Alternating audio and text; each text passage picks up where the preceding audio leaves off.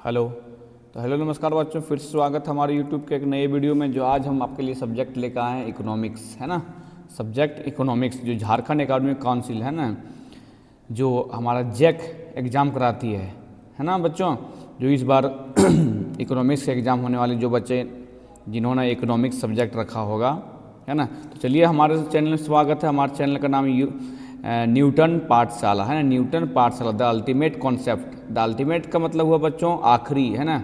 मतलब यहाँ नहीं तो कहीं नहीं, यहाँ पे आप नहीं समझ पाए तो फिर कहीं नहीं समझ पाए। तो चलिए, आज हम इस सेशन में बच्चों इकोनॉमिक्स का 50 MCQ क्वेश्चन डील करने वाले हैं। जैसा कि आप लोगों को पता होगा कि क्वेश्चन का पैटर्न, है ना, जो क्वेश्चन का जो पैटर्न है वो उसमें 30 MCQ क्वेश्चन पूछे जाते हैं ना।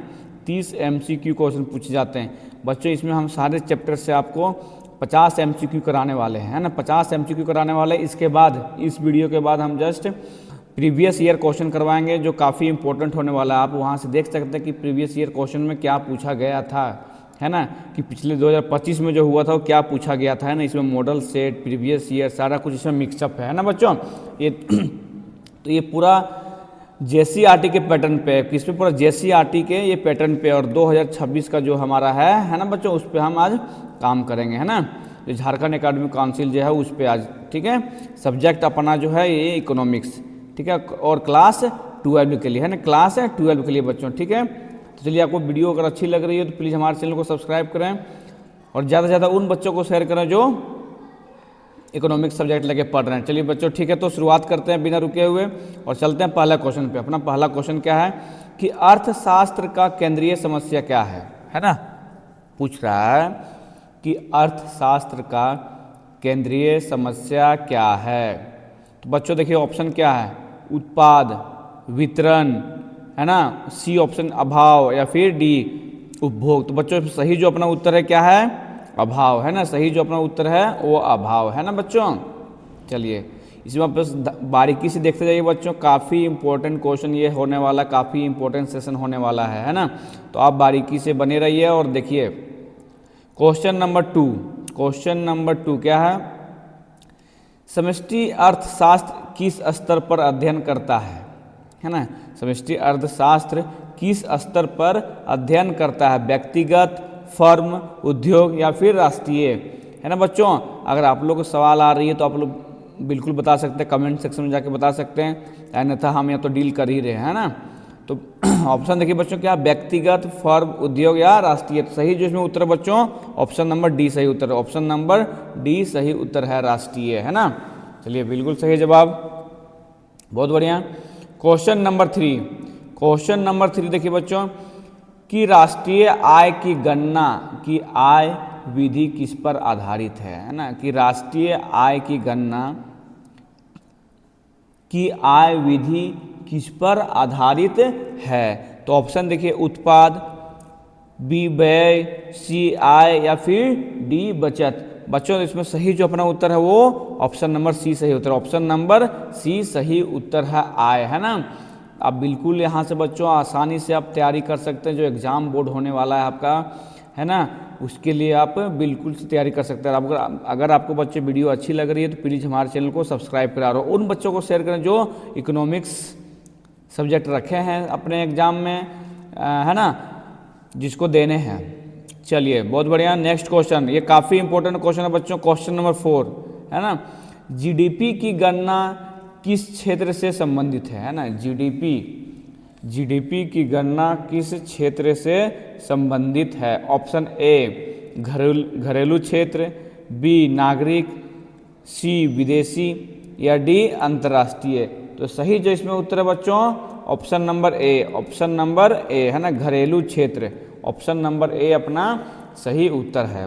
चलिए, बहुत बढ़िया बच्चों। Question number 5। क्वेश्चन नंबर 5, है ना,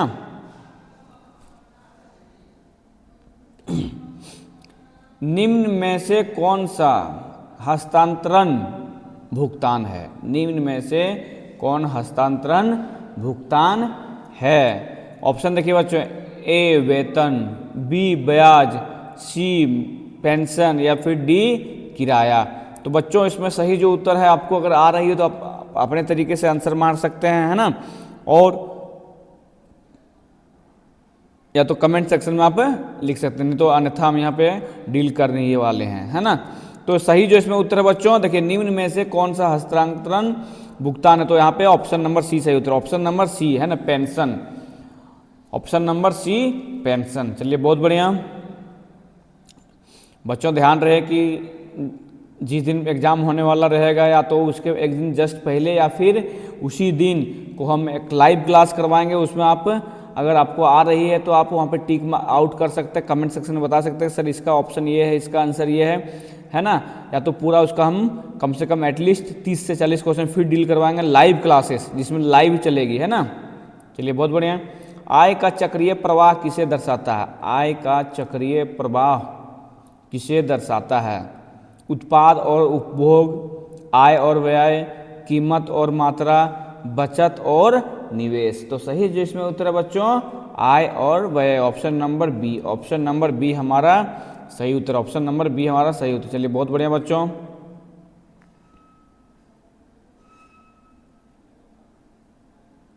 ठीक है।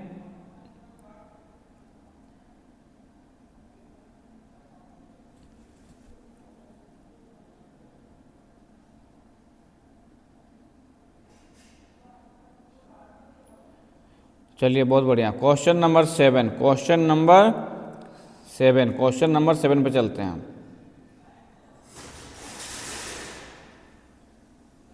क्वेश्चन नंबर 7 क्या बच्चे, समष्टि मांग में कौन शामिल नहीं है ना, समष्टि मांग में कौन शामिल नहीं है, ए उपभोग, बी निवेश, सी सरकार व्यय या फिर डी बचत। तो बच्चों इसमें सही जो अपना उत्तर है वो बचत है ना, बचत। जो थोड़ा बहुत भी बच्चे अपना तैयारी किए होंगे, है ना, थोड़ा बहुत भी अपना तैयारी किए होंगे, उनको बिल्कुल से आंसर उनको पता होगा, बिल्कुल से आंसर पता होगा, वो पहले से भी टिक आउट कर दे रहे होंगे, है ना। चलिए बहुत बढ़िया। क्वेश्चन नंबर 8, मुद्रास्फीति का प्रतिकूल प्रभाव किस पर पड़ता है ना, मुद्रास्फीति का प्रतिकूल प्रभाव किस पर पड़ता है, ए ऋणी, बी सरकार, सी स्थिर आय वर्ग या फिर डी उद्यमी।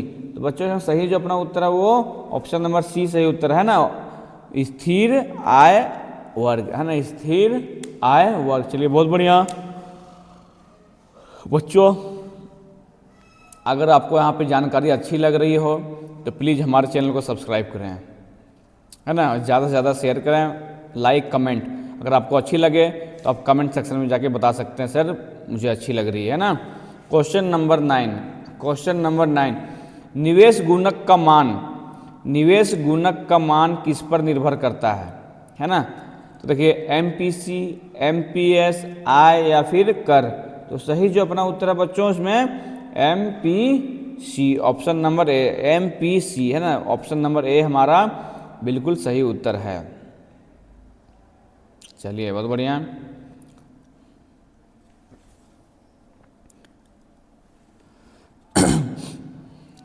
आपको बता दो बच्चों कि यहाँ पे आपका क्लास 10, 12 का भी और जो ग्रेजुएशन में भी जो इकोनॉमिक्स विषय लेके पढ़ाई करते हैं उनके लिए भी यहाँ पे काफ़ी लाभदायक वीडियो है, चाहे तो हमारे यूट्यूब चैनल के माध्यम से आप पढ़ाई कर सकते हैं, ठीक है बच्चों। चलिए क्वेश्चन नंबर 10, एमपीसी का मान कितना होता है, एमपीसी का मान कितना होता है। ऑप्शन देखिए 0 से कम, 0 से 1 के बीच में, 1 से अधिक या फिर 2। तो इसमें सही जो अपना उत्तर है बच्चों option number B, option number B सही उत्तर है, ऑप्शन नंबर बी है ना। एमपीसी का मान कितना होता है तो 0 और 1 के बीच में, 0 और 1 के बीच में। चलिए बहुत बढ़िया। भारत की अर्थव्यवस्था का स्वरूप क्या है ना, भारत की अर्थव्यवस्था का स्वरूप क्या है। देखिए बच्चों पूंजीवादी, समाजवादी, मिश्रित या साम्यवादी। तो सही जो इसमें उत्तर है बच्चों क्वेश्चन नंबर 11 है ना, क्वेश्चन नंबर 11 क्या बच्चों, ऑप्शन फिर से देखिए कि भारत की अर्थव्यवस्था का स्वरूप क्या है, पूंजीवादी, समाजवादी, मिश्रित या फिर साम्यवादी। तो इसमें सही जो अपना उत्तर है बच्चों ऑप्शन नंबर सी है ना, ऑप्शन नंबर सी मिश्रित। मिश्रित जो अपना है बच्चों वो बिल्कुल सही उत्तर है। चलिए बहुत बढ़िया। Question number 12। बच्चों इस तरह से बारीकी वीडियो आपको देखने के बहुत कम चैनलों में मिलेंगे, तो प्लीज़ हमारे चैनल में बने रहें। अगर चैनल को आपको अच्छी लग रही है प्लीज़ हमारे चैनल में बने रहें और आपको इसी प्रकार से लाभदायक क्वेश्चन का आंसर आपको मिलता रहेगा और आपको याद भी होता जाएगा, साथ ही साथ याद भी होता चला जाएगा, है ना। भारतीय अर्थव्यवस्था में सबसे अधिक रोजगार किस क्षेत्र में है? भारतीय अर्थव्यवस्था में सबसे अधिक रोजगार किस क्षेत्र में है? प्राथमिक, द्वितीयक, तृतीयक या विदेशी? तो सही जो अपना उत्तर बच्चों ऑप्शन नंबर ए प्राथमिक, है ना। ऑप्शन नंबर ए सही उत्तर है। कौन सा? प्राथमिक। चलिए बहुत बढ़िया बच्चों। Question number 13। गरीबी रेखा का निर्धारण किस आधार पर होता है? गरीबी रेखा का निर्धारण किस आधार पर होता है? ए शिक्षा, बी स्वास्थ्य, सी आय एवं उपभोग, डी जनसंख्या। तो बच्चों इसमें सही जो अपना उत्तर है ऑप्शन नंबर सी, है ना, आय एवं उपभोग। गरीबी रेखा का निर्धारण किस आधार पर होता है? आय एवं उपभोग के आधार पर। चलिए बहुत बढ़िया, बहुत सुंदर बच्चों। Question number 14। छिपी बेरोजगारी किस क्षेत्र से, सुनिए, छिपी बेरोजगारी किस क्षेत्र में सामान्य है ना। छिपी बेरोजगारी किस क्षेत्र में सामान्य है? क्वेश्चन नंबर 14, है ना। तो देखिए सेवा, उद्योग, कृषि या व्यापार। तो बच्चों इसमें सही जो अपना उत्तर है ऑप्शन नंबर सी, है ना। ऑप्शन नंबर सी सही जवाब, है ना, कृषि, है ना। क्या है कि छिपी बेरोजगारी किस क्षेत्र में सामान्य है? किस क्षेत्र में सामान्य है? तो वो ऑप्शन नंबर सी सही उत्तर है ना। ऑप्शन नंबर सी सही उत्तर कृषि। चलिए बहुत बढ़िया।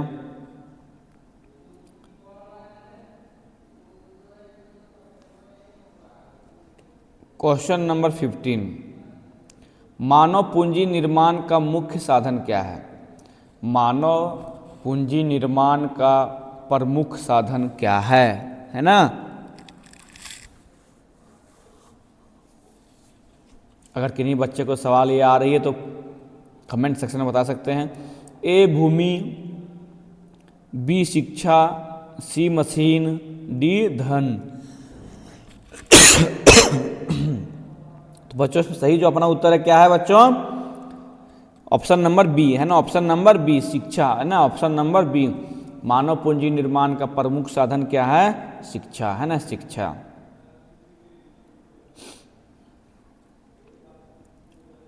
Question number 16। पंचवर्षीय योजना का मुख्य उद्देश्य क्या है ना। पंचवर्षीय योजनाओं का मुख्य उद्देश्य क्या है? जो 5 वर्षीय योजना होती है उसका मुख्य उद्देश्य क्या है बच्चों?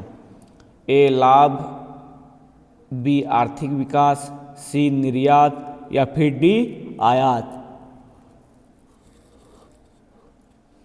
सही उत्तर है बच्चों इसमें ऑप्शन नंबर बी, है ना। ऑप्शन नंबर बी आर्थिक विकास। चलिए बहुत बढ़िया, आर्थिक विकास। बहुत सुंदर बच्चों। Question number 17। इंपॉर्टेंट क्वेश्चन है। भारत की पहली पंचवर्षीय योजना किस वर्ष में प्रारंभ हुई? इंपॉर्टेंट क्वेश्चन है बच्चों कि भारत की पहली पंचवर्षीय योजना किस वर्ष में प्रारंभ हुई? कौन सा वर्ष में? 1947 में, 1950 में, 1951 में या फिर 1955 में? तो सही उत्तर क्या है बच्चों? 1951 में। ऑप्शन नंबर सी सही उत्तर 1951 में। चलिए बहुत बढ़िया। चलते हैं क्वेश्चन नंबर 18। बच्चों अगर आपको वीडियो लाभदायक लग रही है, वीडियो आपको अच्छी लग रही है, प्लीज़ हमारे चैनल को सब्सक्राइब करें, है ना। Question number 18। योजना आयोग का स्थान किस संस्था ने लिया? योजना आयोग का स्थान किस संस्था ने लिया? ऑप्शन ए है वित्त आयोग,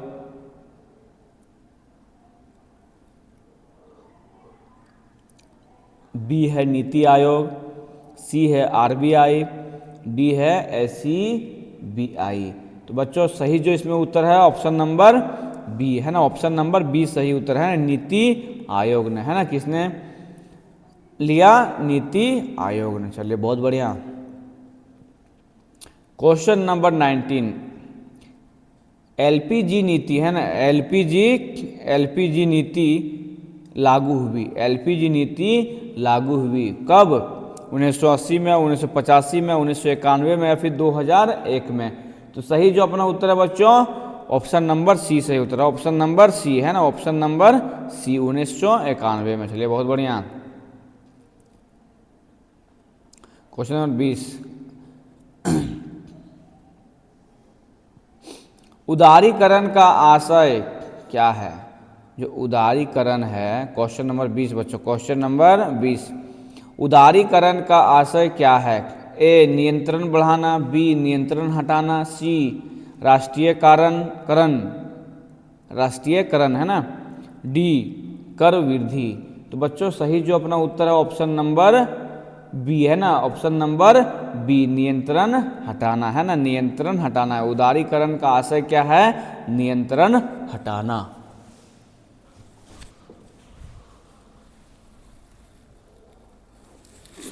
चलिए बहुत बढ़िया बच्चों। क्वेश्चन नंबर 21, क्वेश्चन नंबर 21, निजीकरण का मुख्य उद्देश्य क्या है ना, निजीकरण का मुख्य उद्देश्य क्या, ए सामाजिक कल्याण, बी दक्षता बढ़ाना, सी रोजगार घटाना या फिर डी कर कम करना। तो सही जो उत्तर है बच्चों ऑप्शन नंबर बी, है ना, दक्षता बढ़ाना, दक्षता बढ़ाना। निजीकरण का मुख्य उद्देश्य क्या है, मुख्य उद्देश्य क्या है बच्चों, दक्षता बढ़ाना, है ना। चलिए बहुत बढ़िया।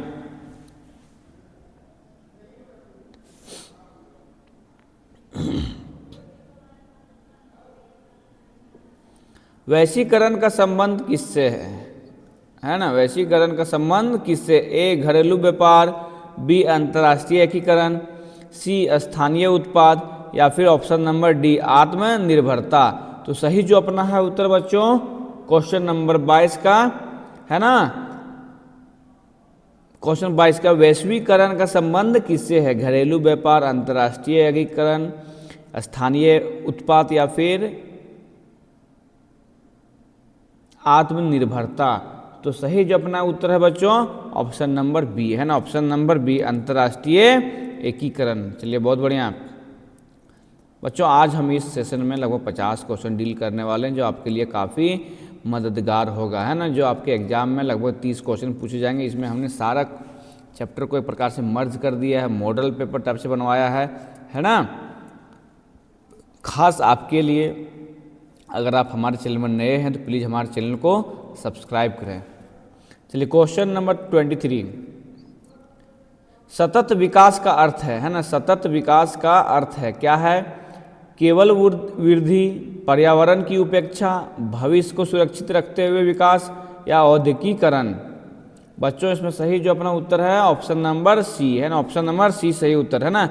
देखना भविष्य को सुरक्षित रखते हुए विकास, है ना, सतत विकास का अर्थ क्या है कि भविष्य को सुरक्षित रखते हुए विकास, है ना।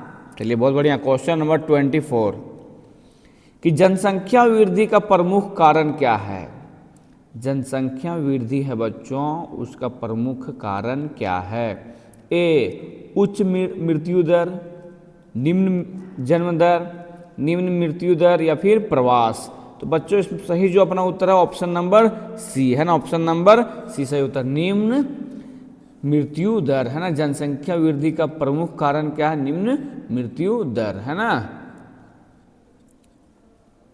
ये भी काफी इंपॉर्टेंट है बच्चों।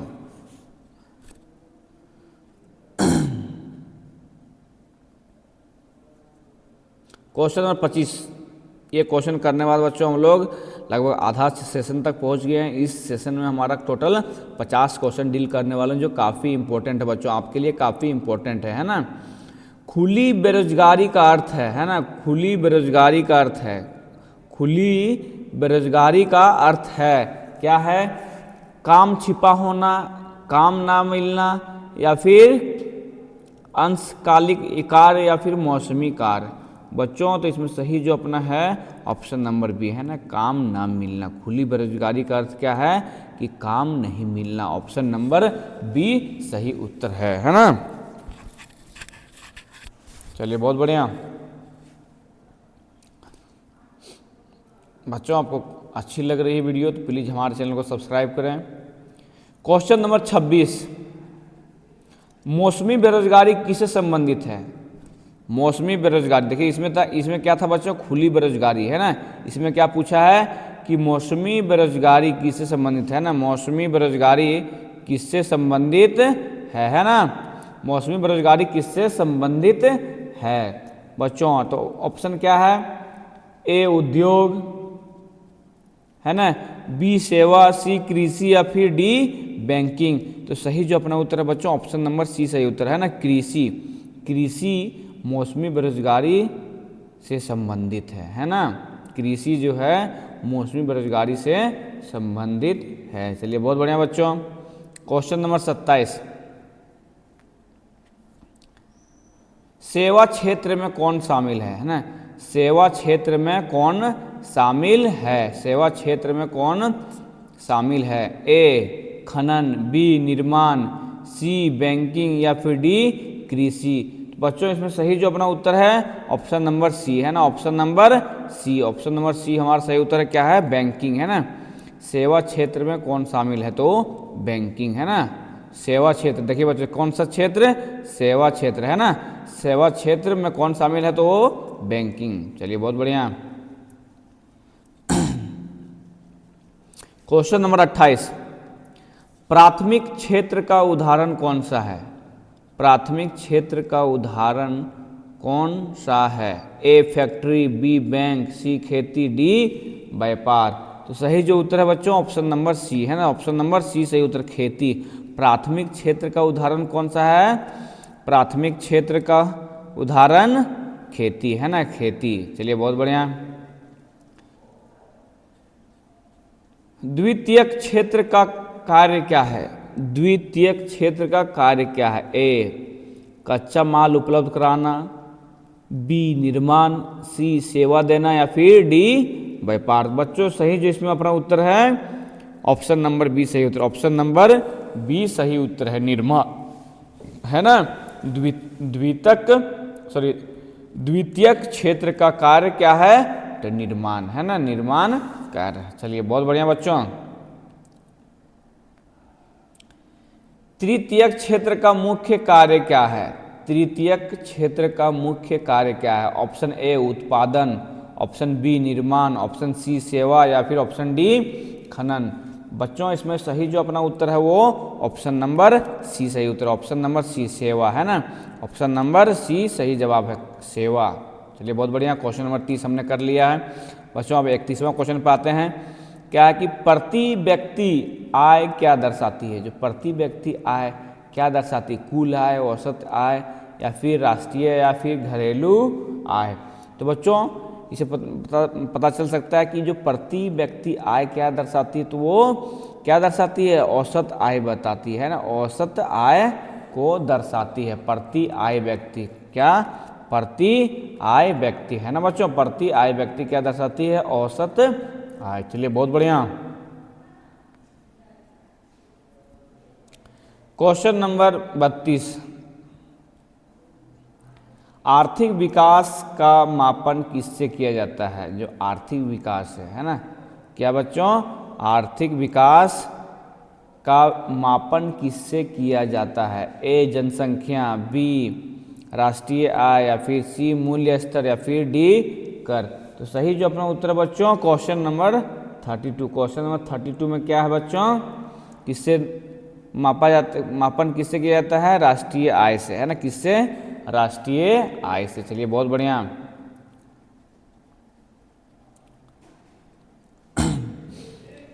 गरीबी उन्मूलन का प्रमुख उपाय क्या है? गरीबी उन्मूलन का प्रमुख उपाय क्या है? कर वृद्धि, रोजगार सृजन, आयात या फिर मूल्य नियंत्रण। तो बच्चों इसमें सही जो अपना उत्तर है ऑप्शन नंबर बी है ना, रोजगार सृजन है ना। रोजगार सृजन। क्वेश्चन क्या फिर से पढ़िए, गरीबी उन्मूलन का प्रमुख उपाय क्या है? तो ऑप्शन नंबर बी हमारा सही उत्तर है, रोजगार सृजन, है ना, रोजगार सृजन। चलिए बहुत बढ़िया। क्वेश्चन नंबर 34, क्वेश्चन नंबर 34 है ना, क्वेश्चन नंबर 34, हरित क्रांति का संबंध किससे है? देखिए बच्चों, हरित क्रांति है ना, हरित क्रांति का संबंध किससे है? ऑप्शन ए उद्योग, बी कृषि, सी सेवा या डी व्यापार, है ना। जैसे कि आप देख सकते हैं कि हरित क्रांति का संबंध किससे है बच्चों, है ना। तो ये ऑप्शन नंबर बी सही उत्तर है, ऑप्शन नंबर बी है ना, कृषि से संबंध है, कृषि से संबंध है। चलिए बहुत बढ़िया। क्वेश्चन नंबर 35, सार्वजनिक क्षेत्र का स्वामित्व किसके पास होता है? पूछ रहा है बच्चों कि क्वेश्चन नंबर 35 में कि सार्वजनिक क्षेत्र का स्वामित्व किसके पास होता है? ए निजी व्यक्ति, बी सरकार, डी साझेदारी या फिर डी विदेशी कंपनी। तो सही जो अपना उत्तर है बच्चों, ऑप्शन नंबर बी सही उत्तर है, ऑप्शन नंबर बी सही उत्तर के सरकार, है ना, सरकार के पास होता है। सार्वजनिक क्षेत्र का स्वामित्व किसके पास होता है? तो बी सरकार के पास होता है, ऑप्शन नंबर बी हमारा बिल्कुल सही उत्तर है। चलिए बहुत बढ़िया बच्चों।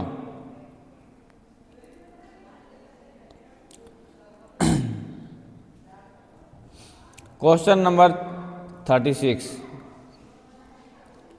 निजी क्षेत्र का लक्ष्य क्या होता है ना, निजी क्षेत्र का लक्ष्य क्या होता है? ए सामाजिक सेवा, लाभ, समानता या फिर रोजगार। पूछ रहा बच्चों कि निजी क्षेत्र, है ना, कौन सा क्षेत्र? निजी क्षेत्र। निजी क्षेत्र का लक्ष्य क्या होता है? तो ऑप्शन नंबर बी हमारा सही उत्तर, लाभ, है ना, लाभ लक्ष्य होता है। कौन सा लक्ष्य होता है? लाभ का लक्ष्य।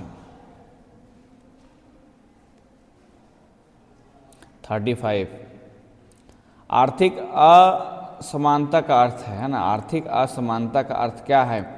समान आय, आय में अंतर, मूल्य स्थिरता या फिर रोजगार वृद्धि। तो बच्चों सही जो इसमें उत्तर है ऑप्शन नंबर बी, है ना, ऑप्शन नंबर बी सही उत्तर, आय में अंतर, है ना, कैसे चीज में अंतर?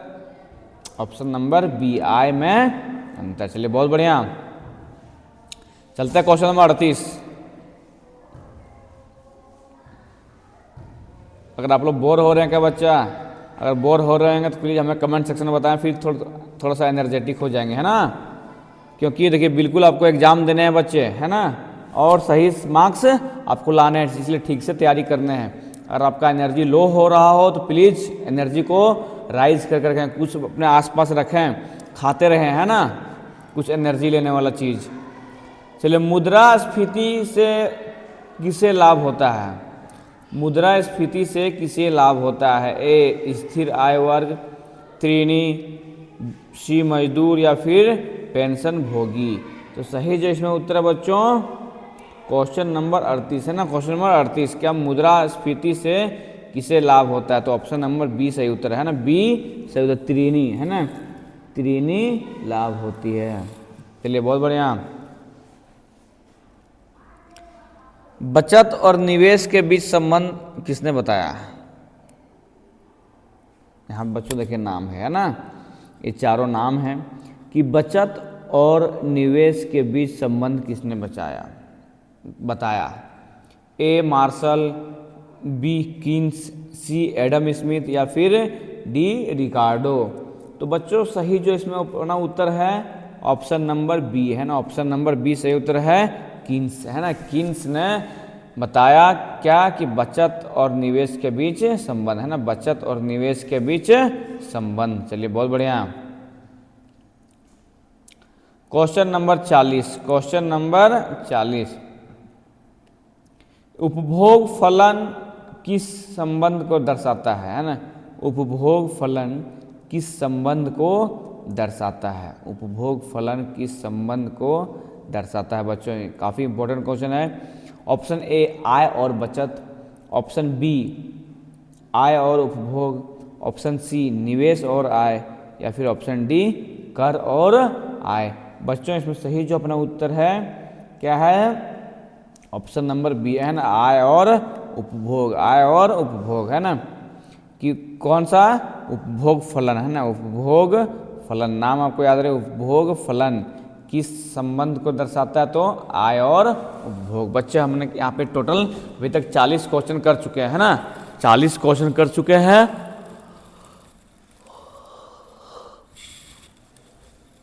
और 10 क्वेश्चन बचे हुए हैं, है ना बच्चे। तो आपको पूरा वीडियो में बने रहना है और देखते रहिए। इसी प्रकार से बच्चों अगर आपको वीडियो अच्छी लग रही है तो प्लीज़ हमारे चैनल को सब्सक्राइब करके रखें, ताकि जब भी हम यहाँ पे क्वेश्चन डालें तो आपको सबसे पहले नोटिफिकेशन मिल जाए, है ना। और इसके बाद बच्चों आज शाम को या फिर जिस दिन एग्जाम होने वाला है उससे जस्ट कुछ घंटे पहले हम MCQ का लाइव क्लास करवाएंगे, है ना, कि बजट घाटा किससे संबंधित है ना, बजट घाटा किससे संबंधित है, बजट घाटा किससे संबंधित है। तो देखिए बच्चों यहाँ पे ऑप्शन ए में क्या है, आय ज़्यादा व्यय कम, है ना, व्यय ज़्यादा आय, या फिर आय बराबर व्यय, या फिर बचत। तो इसमें सही जो अपना उत्तर है बच्चों ऑप्शन नंबर बी है ना, व्यय ज़्यादा आय, है ना। तो बजट घाटा किससे संबंधित है, तो ऑप्शन नंबर बी सही उत्तर, ऑप्शन नंबर बी सही उत्तर। चलिए बहुत बढ़िया बच्चों। क्वेश्चन नंबर 42, सरकारी व्यय बढ़ने से समष्टि मांग पर क्या प्रभाव पड़ता है ना, सरकारी व्यय बढ़ने से समष्टि मांग पर क्या प्रभाव पड़ता है। ऑप्शन ए घटती है, बी बढ़ती है, ऑप्शन सी स्थिर रहती है, या फिर डी समाप्त होती है। तो बच्चों इसमें सही जो अपना उत्तर है ऑप्शन नंबर बी है ना, ऑप्शन नंबर बी क्या बढ़ती है ना, ऑप्शन नंबर बी अपना सही उत्तर है, क्या है, बढ़ती है। चलिए बहुत बढ़िया बच्चे, इसी तरह से आप वीडियो में बने रहिए और देखते रहिए।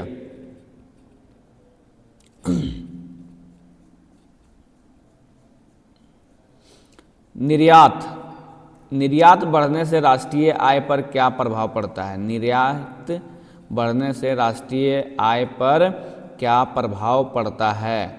ऑप्शन ए है घटता है, बी बढ़ता है, कोई प्रभाव नहीं, या फिर डी अनिश्चित। तो बच्चे सही जो अपना इसमें उत्तर है क्या है, अगर आपको आ रही है तो आप बता सकते हैं, है ना। आपको सवाल यदि इस सवाल का जवाब आ रही है तो आप अपने कमेंट सेक्शन में जाके बता सकते हैं कि बच्चे कि निर्यात बढ़ने से राष्ट्रीय आय पर क्या प्रभाव पड़ता है। काफ़ी इंपॉर्टेंट क्वेश्चन है, क्वेश्चन नंबर 43 है ना, क्वेश्चन नंबर 43 कि निर्यात बढ़ने से राष्ट्रीय आय पर क्या प्रभाव पड़ता है। तो ऑप्शन नंबर इसमें बी सही उत्तर है, ऑप्शन नंबर बी सही उत्तर है, क्या करता है, बढ़ता है ना, क्या बढ़ता है। निर्यात बढ़ने से राष्ट्रीय आय पर क्या प्रभाव पड़ता है, तो वो बढ़ता। चलिए बहुत बढ़िया बच्चों। बच्चे अगर आप हमारे चैनल पर नए हैं प्लीज़ हमारे चैनल को सब्सक्राइब करें, क्योंकि आपको अगर वीडियो अच्छी लग रही हो तो प्लीज़ हमारे चैनल में जुड़े रहें, हमारे चैनल से बने रहें और इसी प्रकार से मददगार वीडियो आप पाते रहें। जैसा कि आपको पता होगा कि कुछ दिन पहले हमने जो आईटी है ना, जो ITES का जो वोकेशनल सब्जेक्ट का जो पेपर हुआ था उसमें हमने जो पेपर करवाया था यहाँ पे, जो डिस्कस करवाया था, मैक्सिमम क्वेश्चन उससे ही भिड़े थे, है ना, मैक्सिमम क्वेश्चन उससे ही भिड़े थे, है ना।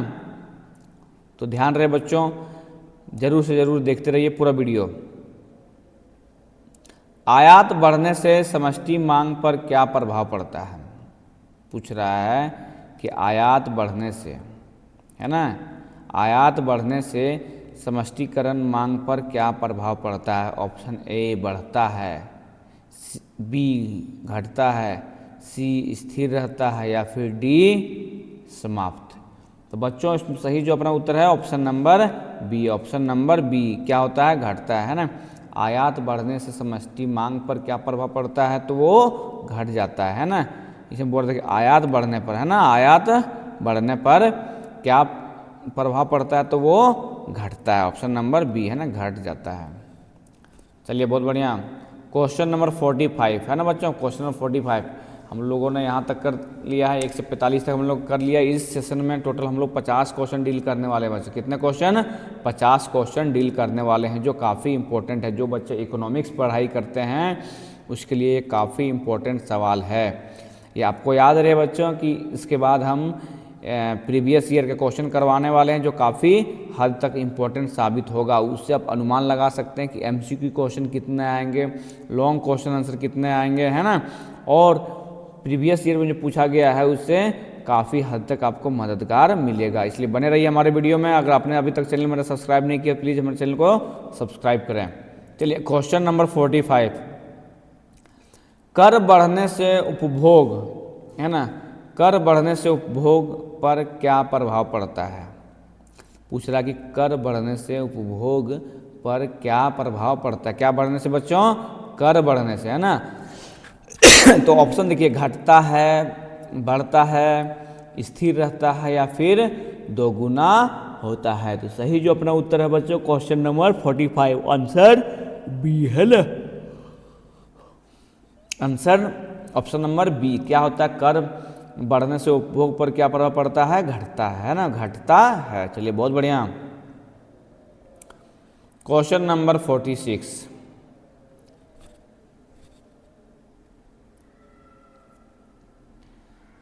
राजकोषीय नीति का मुख्य उपकरण क्या है ना। राजकोषीय नीति का मुख्य उपकरण क्या है। ऑप्शन ए ब्याज दर, बी कर और व्यय, सी मुद्रा आपूर्ति या फिर ऑप्शन डी बैंक दर। तो बच्चों सही जो इसमें उत्तर है ऑप्शन नंबर बी, है ना। ऑप्शन नंबर बी, कर और व्यय, है ना, कर और व्यय सही अपना उत्तर है। क्या है, राजकोषीय नीति का मुख्य उद्देश्य उपकरण क्या है। तो ऑप्शन नंबर बी अपना सही उत्तर है। क्या, कर और व्यय, है ना। कौन सा नीति बोल रहा बच्चों कि राजकोषीय नीति, है ना, राजकोषीय नीति, है ना, राजकोषीय नीति। चलिए बहुत बढ़िया। क्वेश्चन नंबर 47, क्वेश्चन नंबर 47 बच्चों, मौद्रिक नीति कौन बनाता है। ये भी काफ़ी ज़्यादा इंपॉर्टेंट है। मौद्रिक, आप अगर आपको सवाल आ रही है बच्चों तो आप बिल्कुल कमेंट सेक्शन में जाके बताएं कि सर इसका सही उत्तर होगा ए बी सी डी, है ना।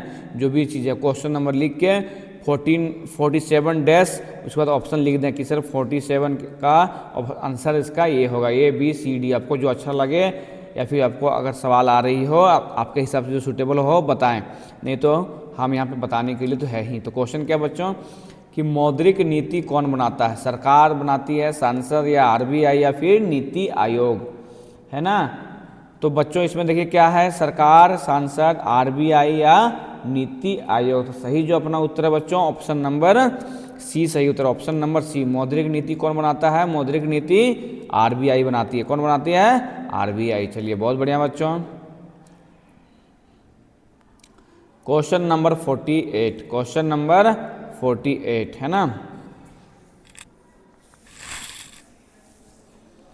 बैंक दर में वृद्धि से तिरना पर क्या प्रभाव पड़ता है। बैंक दर में वृद्धि से तिरना पर क्या प्रभाव पड़ता है। ऑप्शन ए सस्ता होता है, बी महंगा होता है, सी उपलब्ध नहीं या फिर डी दोगुना। पूछ रहा बच्चों कि बैंक दर में वृद्धि से ऋण पर क्या प्रभाव पड़ता है ना। यहाँ देखिए क्या, बैंक दर वृद्धि से ऋण पर, है ना, ऋण पर क्या प्रभाव पड़ता है। तो वो सस्ता हो जाता है या फिर महंगा हो जाता है या फिर उपलब्ध नहीं हो, है ना, या फिर दोगुना। तो है ना 48, है ना 48 के बच्चों। तो option number B, option number B अपना सही उत्तर क्या है, महंगा हो जाता है। चलिए बच्चों बहुत बढ़िया, है ना, महंगा हो जाता है। चलिए बहुत सुंदर बच्चों। अगर आपको इसी तरह का वीडियो और देखनी है, इसी तरह का और मॉडल सेट आपको बनाने हैं तो प्लीज़ हमारे चैनल को सब्सक्राइब करें, है ना। हमारे चैनल का नाम जैसे कि आपको देखिए वाटर मार्क के थ्रू यहाँ पे दिख रहा होगा, क्या है, न्यूटन पाठशाला, है ना। देखिए वाटर मार्क के थ्रू से दिख रहा होगा न्यूटन पाठशाला। और अधिक जानकारी के लिए आप हमारे टेलीग्राम चैनल को ज्वाइन करें, है ना। भारत में सेवा क्षेत्र के विस्तार का प्रमुख कारण क्या है। भारत में सेवा क्षेत्र के विस्तार का प्रमुख कारण क्या है। ऑप्शन ए कृषि संकट, बी तकनीकी प्रगति, सी जनसंख्या या फिर डी कर, है ना बच्चों। तो फिर से पढ़िए क्वेश्चन को कि भारत में सेवा क्षेत्र के विस्तार का प्रमुख कारण क्या है ना। भारत में सेवा क्षेत्र के विस्तार का प्रमुख कारण क्या है? कृषि संकट या फिर तकनीकी प्रगति, जनसंख्या या फिर कर। तो बच्चों सही जो अपना उत्तर है ऑप्शन नंबर इसमें बी है ना, ऑप्शन नंबर बी सही उत्तर है। क्या है? तकनीकी प्रगति है ना, तकनीकी प्रगति। चलिए बहुत बढ़िया। आखिरी क्वेश्चन बच्चों इस सेशन में हम लोग यहाँ पे आखिरी क्वेश्चन करेंगे, है ना। क्वेश्चन नंबर 50 तक हम पहुँच गए हैं कि आर्थिक नियोजन का उद्देश्य क्या है ना। आर्थिक नियोजन का उद्देश्य क्या है? ऑप्शन ए लाभ, ऑप्शन बी संतुलित विकास, या फिर ऑप्शन सी आयात, या फिर ऑप्शन डी निर्यात। तो बच्चों इसमें जो सही जो अपना उत्तर है क्या है? ऑप्शन नंबर बी सही उत्तर, ऑप्शन नंबर बी है ना, कि आर्थिक नियोजन का उद्देश्य क्या है? तो संतुलित विकास है, संतुलित विकास। बच्चों अगर आपको वीडियो लाभदायक लगे, अच्छी लगी हो तो प्लीज़ हमारे चैनल को सब्सक्राइब करो, और इसी तरह का और वीडियो देखने के लिए आप हमारे कमेंट सेक्शन में जाकर बताएं कि सर हमें इस प्रकार का वीडियो चाहिए, है ना। तो हम आपके लिए वीडियो बना के लाएंगे, और ज़्यादा से ज़्यादा इंपॉर्टेंट क्वेश्चन, है ना। बहुत कम ही समय बचा हुआ बच्चों, तो आज शाम को हम लोग कोशिश करेंगे, है ना। आज शाम को हम लोग क्या लाइव क्लास में कोशिश करेंगे, उसमें भी हम लोग MCQ का प्रैक्टिस करेंगे, है ना।